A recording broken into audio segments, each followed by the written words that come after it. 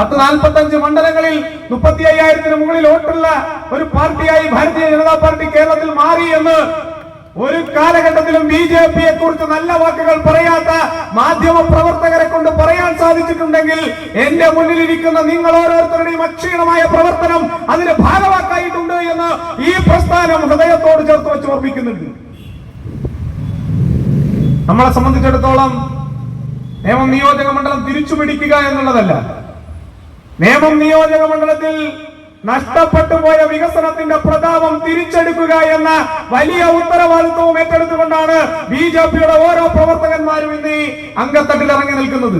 ഇവിടെ ചില ആളുകൾ നമ്മൾ ചൊറിയാൻ നോക്കും, ചില ആളുകൾ നമ്മളെ പുച്ഛിക്കും, ചില ആളുകൾ നമ്മളെ കളിയാക്കും. കാരണം അസൂയക്കും കുശുമ്പിനും കഷണ്ടിക്കും മരുന്നില്ല എന്ന് പണ്ടുള്ളവർ പറയുന്നത് പോലെ ഇനി ഒരു കാലഘട്ടത്തിലും നിയമത്തേക്ക് തിരിച്ച് ഈ അരിവാൾ നെൽക്കരും അരിവാൾ ചുറ്റിക നക്ഷത്രം അടയാളം ചെയ്ത ഈ ചുവന്ന കൊടിക്ക് പാറാൻ സാധിക്കില്ല എന്ന വിഭ്രാന്തിയിൽ നിന്നാണ് പ്രിയപ്പെട്ടവരെ ഈ പറയുന്ന ആളുകളൊക്കെ ഇങ്ങനെ വിഷമത്തോടു കൂടി നമ്മളെ കുറിച്ച് കളിയാക്കുന്നത്. ചില ആളുകളുണ്ട് ബാക്ക് ഡോറിലൂടെ, ജനാധിപത്യത്തിലൂടെ അല്ലാതെ ബാക്ക് ഡോറിലൂടെ MP-മാരായിട്ടുള്ള ചില മാധ്യമ സ്ഥാപനങ്ങളുടെ നേതാക്കന്മാരൊക്കെ ഉണ്ട്.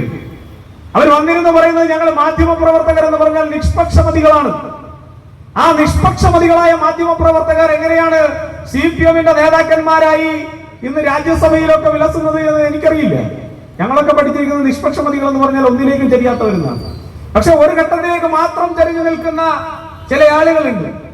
അവര് ഇവിടെ വരും, എന്നിട്ട് വലിയ മൈക്ക് കിട്ടുമ്പോ അച്ചടി ഭാഷയിൽ, മാധ്യമ പ്രവർത്തകന്റെ അച്ചടി ഭാഷയുണ്ട്, ആ അച്ചടി ഭാഷയിൽ ചില കാര്യങ്ങൾ നമ്മുടെ മുന്നിൽ വന്ന് നമ്മളെ ഒന്ന് കൺഫ്യൂസ് ചെയ്ത് കളയാം.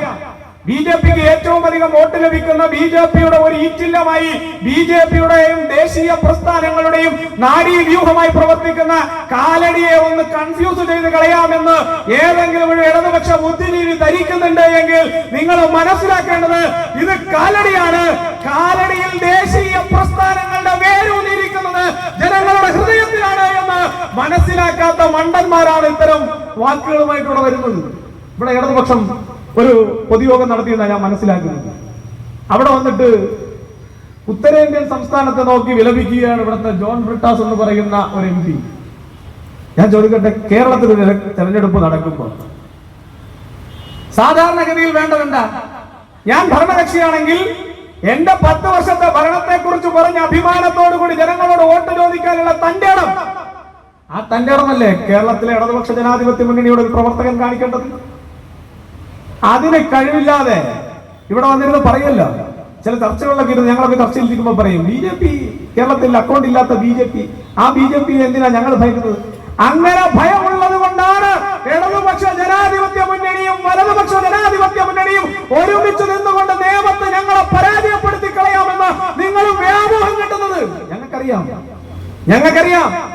ഇന്ന് ഈ പറയുന്ന നിയമ നിയോജക മണ്ഡലത്തിലെ ഇടതുപക്ഷ ജനാധിപത്യ മുന്നണിയുടെ CPM-ന്റെ സ്ഥാനാർത്ഥിയായിട്ടുള്ള സഖാവ് ശിവൻകുട്ടി, അദ്ദേഹം ഇന്ന് മത്സരിക്കുന്നത് ആരുടെയൊക്കെ പിന്തുണയില്ല? LDF-ന്റെ, CPM ഉൾപ്പെടെയുള്ള LDF-ന്റെ പിന്തുണയിൽ, UDF-ന്റെ മൗനമായ പിന്തുണയിൽ, അതുപോലെ തന്നെ ജമാഅത്തെ ഇസ്ലാമി എന്ന് പറയുന്ന വർഗീയ സംഘടനയുടെ പിന്തുണയിൽ, SDPI എന്ന് പറയുന്ന SFI-കാരനായിട്ടുള്ള അഭിമന്യുവിന്റെ ചങ്കിൽ കത്തി ആക്കി ഇറക്കിയ ഭീകര സംഘടനയുടെ കാല് തൊട്ട് വന്നിട്ടുണ്ട്.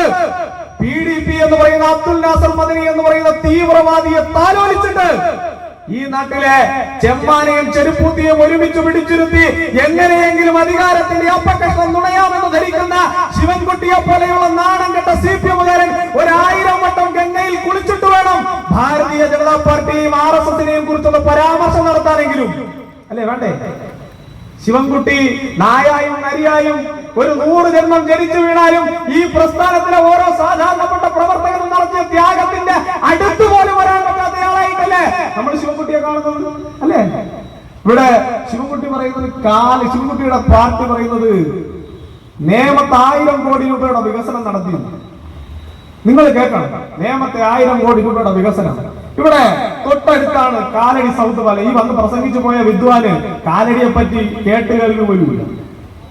അദ്ദേഹത്തിനോട് കാലടി എന്ന് ചോദിച്ചാൽ ശങ്കരാചാര്യ ജനിച്ച സ്ഥലമാണോ എന്ന് തിരിച്ചു ചോദിക്കുന്ന വ്യക്തിയെ കൊണ്ടാണ് ഇവിടെ വന്നിട്ട് കാലടിയിൽ BJP ഒന്ന് തറ പറ്റിച്ച് കളയാമെന്ന് ഇവിടുത്തെ മണ്ടന്മാരായിട്ടുള്ള LDF-ന്റെ പ്രതിനിധികൾ ചിന്തിച്ചതെങ്കിൽ നിങ്ങൾക്ക് ഞങ്ങൾ അങ്ങോട്ട് പറഞ്ഞു തരാം. നിങ്ങളുടെ മണ്ടനായിട്ടുള്ള, നിങ്ങളുടെ ഈ തുണിമാടി കെട്ടിയിട്ടുള്ള റൗഡിസം കാണിച്ചിട്ടുള്ള നിങ്ങളുടെ MLA ഉണ്ടല്ലോ, ആ MLA ഈ പറയുന്ന കാലടിയോട് കാണിച്ചിട്ടുള്ള അവഗണന 1, 2, 3 എന്ന് എണ്ണി ഞങ്ങൾ പറയാം. നേരിട്ട് സംവാദത്തിന് നിങ്ങൾ തയ്യാറുണ്ടോ? ഉണ്ടോ? കാലടിയിലെ നാണം കെട്ടവർക്കും തയ്യാറുണ്ടോ? ഞാൻ നല്ല കമ്മ്യൂണിസ്റ്റുകാരന്മാരെ ഒന്നും മോശം പറയുന്ന ആളൊന്നുമല്ല. നല്ലവരായിട്ടുള്ള കമ്മ്യൂണിസ്റ്റുകാരെ ഹൃദയത്തിൽ ചേർത്ത് നിർത്തി ഒരു സഹപ്രവർത്തകർ കൊടുക്കേണ്ട അഭിമാനവും അഭിനന്ദനവും കൊടുക്കുന്ന ആളുകളാണ് ഞങ്ങൾ. പക്ഷേ വായിൽ വരുന്നത് കോതയ്ക്ക് പാട്ട് പോലെ നാവിനെല്ലാം എല്ലില്ലാത്തത് കൊണ്ടങ്ങ് വിളിച്ചു പറഞ്ഞു പോകാമെന്ന് കരുതിയാൽ അങ്ങനെ പറയുന്നത് മുഴുവൻ കേട്ടിട്ട് പോകാൻ ഞങ്ങൾ VD സതീശന്റെ പാർട്ടി അല്ല, കമ്മ്യൂണിസ്റ്റുകാരായെന്ന് വളരെ ഉത്തരവാദിത്വത്തോടു കൂടി നിങ്ങളോട് പറയാൻ ഞങ്ങൾ തയ്യാറാവുകയാണ്. ഞങ്ങൾ ഈ കോൺഗ്രസ്സുകാരനൊന്നുമല്ല മെക്കിട്ട് കയറിയെല്ലാം കളഞ്ഞിട്ട് പോകാൻ. ഞങ്ങൾ നല്ല ആണത്തമുള്ള നട്ടലുള്ള ഒരു സംഘടനയിൽ നിന്നാണ് പ്രവർത്തിച്ചു വരുന്നത് എന്ന ബോധ്യത്തിൽ വേണം. ഇനി ഈ പറയുന്നതാ ഞാൻ ഇവിടെ പ്രസംഗിക്കുന്നതിന്റെ തൊട്ടടുത്ത് ഒരു സ്കൂളുണ്ട്. ഇവിടെ ഞങ്ങളുടെ കൗൺസിലറുമുണ്ട്. ആ സ്കൂളിന് ഒരു ശാപം. ഞാൻ അവിടുത്തെ പഴയ കെട്ടിടത്തിൽ വന്ന് ഒരു പരിപാടിയിൽ പങ്കെടുത്തിട്ടുള്ളയാളാണ്. ഒരു ഓടിട്ട കെട്ടിടത്തിൽ അല്ലെ, ഒരു ഓടിട്ട കെട്ടിടത്തിൽ PN പണിക്കർ ഫൗണ്ടേഷന്റെ ഒരു വായനാ ദിന കളരിയുമായി ബന്ധപ്പെട്ടിട്ടുള്ള ഒരു പരിപാടിക്ക് അവിടെ വന്ന് പങ്കെടുത്തിട്ടുള്ളയാളാണ്. ആ നിലയിൽ നിന്ന് ഇന്ന് ഈ സ്കൂൾ ഹൈടെക് സ്കൂളായി ഉയർന്നിട്ടുണ്ടെങ്കിൽ നിങ്ങളെ കാലടിയിലുള്ള സാധാരണപ്പെട്ട ആളുകൾ പറയാ അത് ഭാരതീയ ജനതാ പാർട്ടിയുടെ ഇച്ഛാശക്തിയുടെ പ്രതീകമല്ലേ? കാലടിയിൽ തലയുയർത്തി നിൽക്കുന്ന ഈ സ്കൂൾ അല്ലെ, അതിൽ ഏതെങ്കിലും തരത്തിൽ ഒരു കല്ലെടുത്തു വച്ച സംഭാവനയെങ്കിലും ഈ പറയുന്ന കാലടിയിലെ ഇടതുപക്ഷ ജനാധിപത്യ മുന്നണിക്കുണ്ടോ എന്ന് മറുപടിയായി പറയാൻ തന്റെ ഇടമുള്ള CPM-കാരനെ ഞങ്ങൾ വെല്ലുവിളിക്കുക. ആടിനെ പട്ടിയാക്കുന്ന പണിയും കൊണ്ട് ഇങ്ങോട്ടേക്ക് വരുന്നത്. ഇത് സ്ഥലം മാറിപ്പോയി, ഇടവും മാറിപ്പോയി. അതൊക്കെ പാവപ്പെട്ട നിങ്ങൾ ഈച്ചകേറ കോട്ടകൾ പോലെ കാത്തു സൂക്ഷിക്കുന്ന പാർട്ടി കേന്ദ്രങ്ങളിൽ പോയി പറഞ്ഞാൽ മതി. അതൊന്നും ഇവിടെ ഇറക്കരുത്. ഇത് നിയമമാണ്. ഇത് നിയമം നിയോജക മണ്ഡലമാണ്. പാപ്പനങ്ങോടും തിരുവല്ലവും കൈമലവും ജഗതിയും ഒക്കെ ഉൾപ്പെടുന്ന നേമം നിയോജക മണ്ഡലം. ഈ നിയോജക മണ്ഡലത്തിനകത്ത് ദേശീയ ജനാധിപത്യ സഖ്യത്തിന് ഭാരതീയ ജനതാ പാർട്ടിക്ക് വേണ്ടി ഹൃദയം കൊടുത്തു നിൽക്കുന്ന 10,000-കണക്കിന് സ്വയം സേവകരായിട്ടുള്ള പ്രവർത്തകന്മാരുള്ള മണ്ഡലമാണ്. നിങ്ങൾ അങ്ങനെ ഭീഷണിപ്പെടുത്തി ഒതുക്കിക്കളയാമെന്നൊന്നും ധരിക്കണ്ട. അതൊക്കെ കയ്യിൽ വെച്ചിരുന്നാൽ മതി. ബ്രിട്ടാസിന്റെ അച്ചടിച്ച ഭാഷയിൽ വന്ന് പെരുങ്കള്ളം പറഞ്ഞിട്ട് പോയാൽ അങ്ങ് കളഞ്ഞിട്ട് പോകുന്നു വിചാരിച്ചു. ഇനി ഈ പറയുന്ന കാലടിയിലെ നല്ല റോഡുകളെല്ലാം ശിവൻകുട്ടിയുടെ, അത് ഇടവഴിയാണെങ്കിലും പറയും PWD ടാർ ചെയ്തതാണെന്ന് പറയും, അല്ലെങ്കിൽ PWD ഇന്റർലോക്ക് ചെയ്തതാണെന്ന് പറയും. എന്നാൽ ഏതെങ്കിലും ഒരു വഴി പൊട്ടിപ്പൊളിഞ്ഞു കിടന്നാൽ, ഏതെങ്കിലും ഒരു PWD റോഡ് ഒന്ന് പൊട്ടിപ്പൊളിഞ്ഞു കിടന്നാൽ അതിനെ ഒന്ന് എടുത്ത് മെയിന്റനൻസ് ചെയ്യാൻ കഴിഞ്ഞ 5 വർഷക്കാലവും അതിനു മുൻപ് ഒരു 10 വർഷക്കാലവും ഈ പറയുന്ന ഇടതുപക്ഷ ജനാധിപത്യ മുന്നണിയുടെ വികസന നായകൻ എവിടെയായിരുന്നു? പറയണ്ടേ മറുപടി? ഇനി ഞാൻ ഒരു കാര്യം കൂടി പറയാം. ഇവരുടെ ദുഷ്ടലാക്കിനെ കാണിക്കുന്ന ഒരു കാര്യം കൂടി പറഞ്ഞിട്ട് ഞാൻ പൊതുരാഷ്ട്രീയത്തിലേക്ക് പോവുക. ഇവരെ കുറിച്ച് പറയുന്ന വായ ഞാൻ ഒരു 1000 വട്ടം സോപ്പിട്ട് കഴിവേണ്ടി വരും, എങ്കിലും അടുത്ത് ഭക്ഷണം കഴിക്കാൻ വേണ്ടി സാധിക്കും. അങ്ങനെ നാറിയ പണിയെടുക്കുന്ന ഒരു പാർട്ടിയെ കുറിച്ചാണ് ഞാൻ സംസാരിക്കുന്നത് എന്നുള്ള ബോധ്യത്തിൽ നിന്നുകൊണ്ടാണ് ഞാൻ നിങ്ങളോട് സംസാരിക്കുന്നത്. ഇവിടെ നമ്മൾ ഈ കാണുന്ന ഈ സ്കൂള് കാലടിയെ സംബന്ധിച്ചിടത്തോളം കാലടിയുടെ ഹൃദയത്തിൽ ഇരിക്കുന്ന വിദ്യാലയമാണ് അല്ലെ? സംശയമുണ്ട് ആർക്കെങ്കിലും എതിരഭിപ്രായം ഉണ്ടോ ഞാൻ പറഞ്ഞത്? ആ സ്കൂള് ഒരു ഹയർ സെക്കൻഡറി നിലവാരത്തിലേക്ക് ഉയർത്തുക എന്നുള്ളത് ഇവിടെ ഇരിക്കുന്ന BJP-കാരുടെ മാത്രമല്ല, ഈ കാലടിയിലെ ഓരോ സാധാരണപ്പെട്ട ആളുകളുടെയും ആവശ്യമാണ്. 2011-16 ശ്രീ ഉമ്മൻചാണ്ടി മുഖ്യമന്ത്രിയായിരുന്ന കാലഘട്ടത്തിൽ ഇതേ വികസന നായകൻ, ഞാൻ ആ വാക്ക് വീണ്ടും സ്ട്രെസ് ചെയ്യുന്നത് നിങ്ങൾ അതങ്ങനെ ഓർക്കണം. ഈ വികസന നായകനുണ്ടല്ലോ, ഈ കപട വികസന നായകൻ, ആ കപട വികസന നായകൻ ഇടതുപക്ഷ ജനാധിപത്യ മുന്നണിയുടെ നേതാവ് MLA ആയിരുന്ന കാലഘട്ടത്തിൽ 2011-16 കാലഘട്ടത്തിൽ അവിടെ ഉമ്മൻചാണ്ടിക്ക് ഒരു നിവേദനം കൊടുത്തു ഈ സ്കൂള് ഹയർ സെക്കൻഡറി ആക്കാൻ. എത്ര വർഷമാണ് നിങ്ങളുടെ ഈ നിവേദനം കൊടുത്ത വിദ്വാൻ ഈ പറയുന്ന നേമം നിയോജക മണ്ഡലം ഉൾപ്പെടുന്ന കേരളത്തിൽ പൊതുവിദ്യാഭ്യാസ വകുപ്പ് മന്ത്രിയായിരുന്നത്? മറുപടി പറയണ്ടേ സഖാവേ?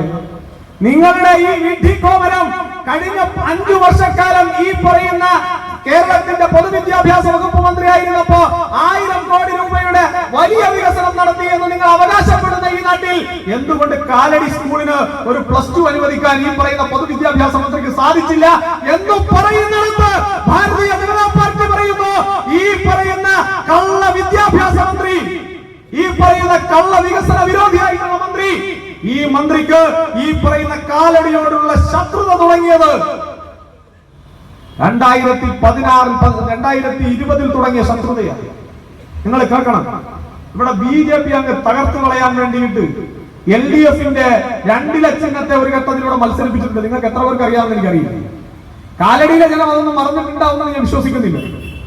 തിരുവനന്തപുരം നഗരസഭയിലേക്ക് കടന്നു വന്ന നമ്മുടെയൊക്കെ പ്രിയപ്പെട്ട ശ്രീ VV രാജേഷ് ഇവിടെ എത്തിച്ചേർന്നിരിക്കുകയാണ്. പ്രിയപ്പെട്ടവരെ, ഞാൻ നിങ്ങളുടെയൊക്കെ മുൻപിൽ എന്റെ അറിവിൽപ്പെടുന്ന എല്ലാ കാര്യങ്ങളും തന്നെ നിങ്ങളുടെ മുൻപാകെ വെച്ചു.